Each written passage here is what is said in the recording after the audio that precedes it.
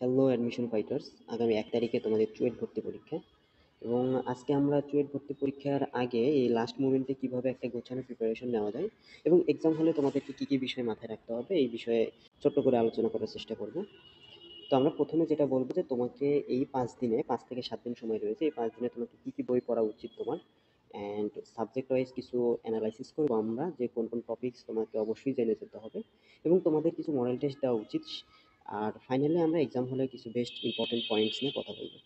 So আসো, বই নিয়ে যদি আমি বলতে চাই, আমি বলবো তোমাদেরকে এখন ইঞ্জিনিয়ারিং কোশ্চেন ব্যাংকটা যে রয়েছে, ইঞ্জিনিয়ারিং কোশ্চেন ব্যাংক এবং তোমার টেক্সট বুক অ্যান্ড তোমার নিজের হাতে লেখা নোট খাতা, এই 3টা জিনিসের বাইরে অন্য কোনো কিছু হাত দিয়ে ছুঁয়ে দেখারও দরকার নাই। তো সাবজেক্ট ওয়াইজ অ্যানালাইসিসে তুমি নিশ্চয়ই জানো যে চুয়েটে পরীক্ষা হবে হচ্ছে 4টা subject: physics, chemistry, math and English. এবং সার্কুলারে যেটা বলা হয়েছে পিসিএমইতে টোটাল 500 মার্কের এক্সাম হবে। তো আসো আমরা প্রথমে কেমিস্ট্রি নিয়ে কথা বলি যে কেমিস্ট্রিতে তোমাদের কোন টপিকসগুলো বা কী কী বিষয় মাথায় রাখতে হবে। তো কেমিস্ট্রিতে তোমাদেরকে তোমাদের যে পড়া রয়েছে, সিলেবাস রয়েছে, সব কিছুকে আমরা অ্যাভারেজ যদি ভাগ করার চেষ্টা করি তাহলে দেখা যায় যে পরীক্ষাতে তোমাদের ম্যাথ রিলেটেড কিছু কোশ্চেন আসবে এবং তোমাকে কিছু রিয়াকশন জানতে হবে অ্যান্ড ফাইনালি স্পেশাল মুখস্থ করতে হবে। তো ম্যাথ রিলেটেড প্রবলেমগুলো সলভ করার জন্য মোস্ট ইম্পর্টেন্ট সেটা হচ্ছে তোমাকে কিছু ইউনিক কনভারসেশন জানতে হবে, যেগুলো আসলে লাস্ট মোমেন্টে এসে দেখে না গেলে পরীক্ষার হলে তোমাকে হিউজ প্যারা দিবে বা কনফিউশনে ফেলে দিবে।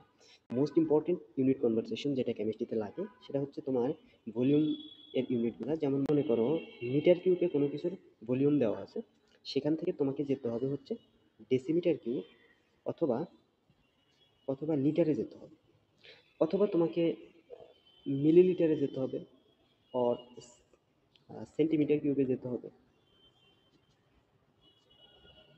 সিসি বা সেন্টিমিটার কিউবে যেতে হবে।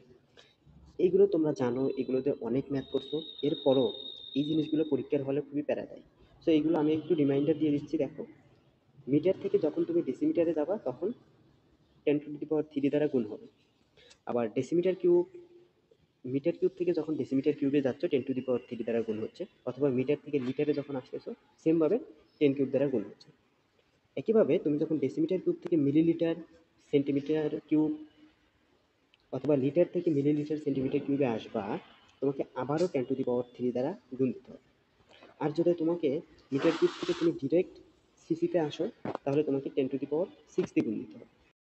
জাস্ট এতটুকু যদি তুমি মনে রাখো তাহলে পরীক্ষার হলে কিন্তু বড় ধরনের সুবিধা পাবা। এইবার আসো, ম্যাথ করতে তোমাকে কিছু জিনিস মাথায় রাখতে হয় মুখস্থ, সেটা হচ্ছে মোলার মাস।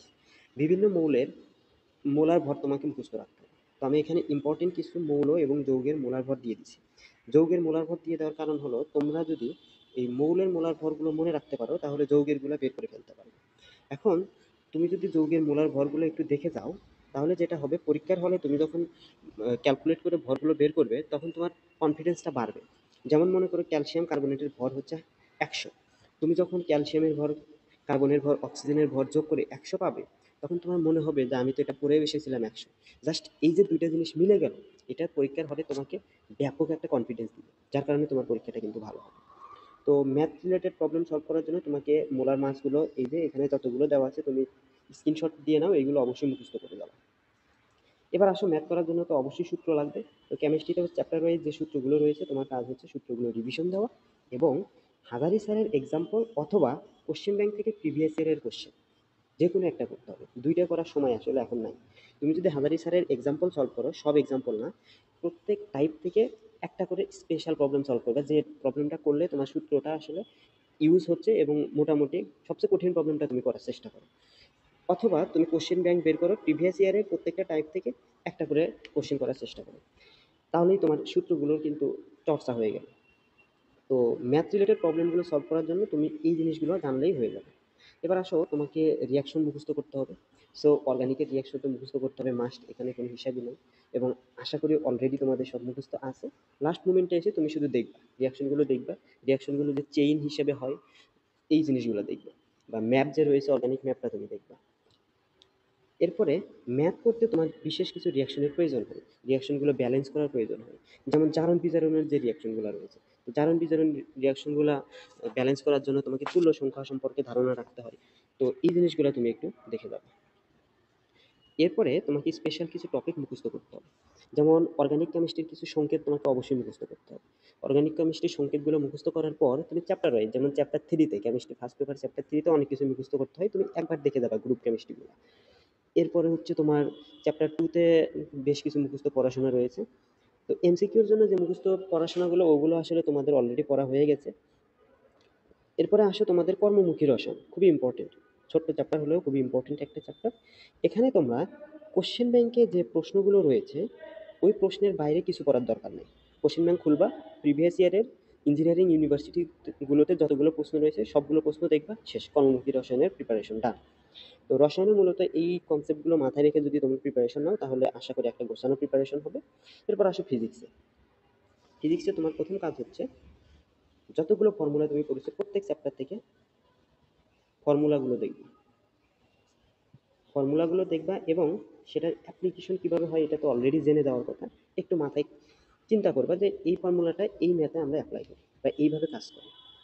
ফর্মুলাগুলো দেখার সাথে সাথে তোমরা যেটা করতে পারো, ইসাক স্যারের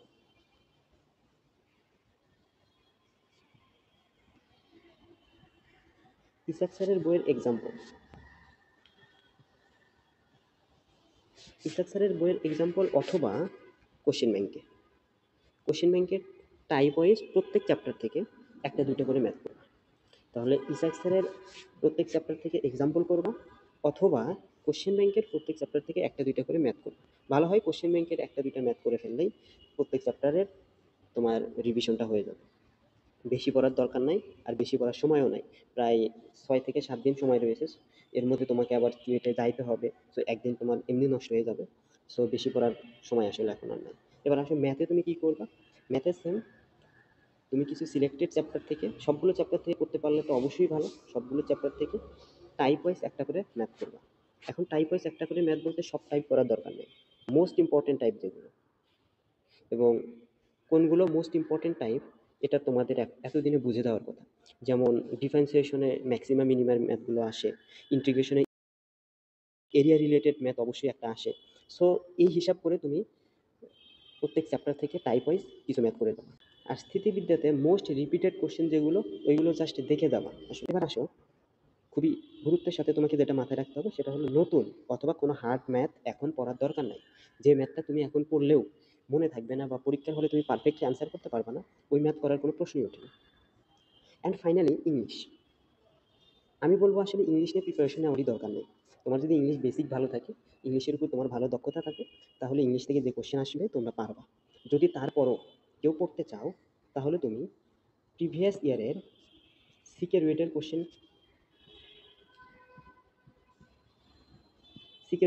ব্যাংক বের করে এক এক অথবা 2 বছরের প্রশ্ন দেখতে পারো, বেশি দেখার দরকার নেই। এবং ঢাকা ইউনিভার্সিটির রিটেন এক্সামের কোশ্চেনগুলো দেখতে পারো, তাহলেই তোমরা ইংলিশ সম্পর্কে আইডিয়া পেয়ে যাবে। তবে ইংলিশ প্রিপারেশন না নিলেও সমস্যা হবে না। অ্যান্ড ফাইনালি এক্সাম হল স্ট্র্যাটেজি। তোমার পরীক্ষার হলে প্রথম কাজ হচ্ছে মাথা ঠান্ডা, মাথা কুল রাখতে হবে, কোনো টেনশন করার দরকার নেই। এখন কথা হচ্ছে যে তোমাকে যখন কোশ্চেন পেপারটা দিবে, তুমি কোশ্চেন পেপার নিয়েই তাড়াহুড়ো করে লেখা শুরু করবা না। তোমার কাজ হচ্ছে কোশ্চেন পেপারটা ভালো করে দেখা, যে কোশ্চেন পেপারে কোনো স্পট আছে কিনা, সবগুলো কোশ্চেন দেওয়া আছে কিনা। যদি সব কিছু ঠিকঠাক থাকে তখন তুমি লেখা শুরু করবে। এবং লেখার সিকোয়েন্স কি সেটা তোমার উপর ডিপেন্ড করবে। তুমি ফিজিক্স দিয়ে শুরু করতে পারো, কেমিস্ট্রি ম্যাথ ইংলিশটা শেষে করার চেষ্টা করবে, অথবা কেমিস্ট্রি দিয়ে শুরু করতে পারো, কেমিস্ট্রি ফিজিক্স ম্যাথ ইংলিশ, এভাবে তুমি করবা। এবং যেটা দিয়েই শুরু করো না কেন, তোমার যে সাবজেক্টে কনফিডেন্স বেশি সেই সাবজেক্ট দিয়ে শুরু করবা। যেটা দিয়েই শুরু করো না কেন, তোমার সময় নষ্ট কোনোভাবেই করা যাবে না। তুমি যেটা করবা, যে ম্যাথটা পারো ওই ম্যাথটা খুব ভালো করে তুমি সলভ করবা অ্যান্ড নেক্সটে চলে যাবে। যদি কোনো ম্যাথ না পারো বা যদি কোনো ম্যাথ আটকে যাও, তুমি ওইটা ওইখানেই রেখে দিবা, ওইটা নিয়ে আর মাথা নষ্ট করার দরকার নেই, তুমি নেক্সটে চলে যাবা। এইভাবে ফিজিক্স কেমিস্ট্রি ম্যাথ একবার করার পরে তুমি ইংলিশে চলে যাবা। ইংলিশ যতটুকু পারো ততটুকু অ্যান্সার করবা, তবে ইংলিশে বেশি টাইম দেওয়া যাবে না। ইংলিশ যেটা পারবা তুমি প্রথমেই পারবা, যেটা পারবা না তুমি ওইটা পারবা না, এটা নিয়ে মাথা নষ্ট করার দরকার নেই। এরপর ম্যাথগুলো তুমি স্কিপ করছো বা যেগুলো তুমি আটকে গেছো বা পারবা বলে মনে হয় ওইগুলো নিয়ে তুমি চিন্তা করতে পারো। সো আমার মনে হয় মোটামুটি এই অল্প সময়ের মধ্যে এই জিনিসগুলো তোমার মাথায় রাখা দরকার। টাইম নষ্ট না করে তোমরা একটু মাথা ঠান্ডা রেখে পড়াশোনা করো, টেনশন করার কোনো দরকার নেই। অ্যান্ড নেক্সট আমরা ডিউ এক্সাম নিয়ে একটা ভিডিও দিব বিস্তারিত কিভাবে কি পড়াশোনা করা যেতে পারে ঢাকা ইউনিভার্সিটির জন্য। বিশেষ করে যারা ইঞ্জিনিয়ারিং প্রিপারেশন নিচ্ছ, তোমরা ঢাবির জন্য কিভাবে প্রিপারেশন নিবে। তো তোমাদের জন্য ভিডিও দেওয়ার চেষ্টা করব। তোমরা চাইলে সাবস্ক্রাইব করে রাখতে পারো। Best of luck.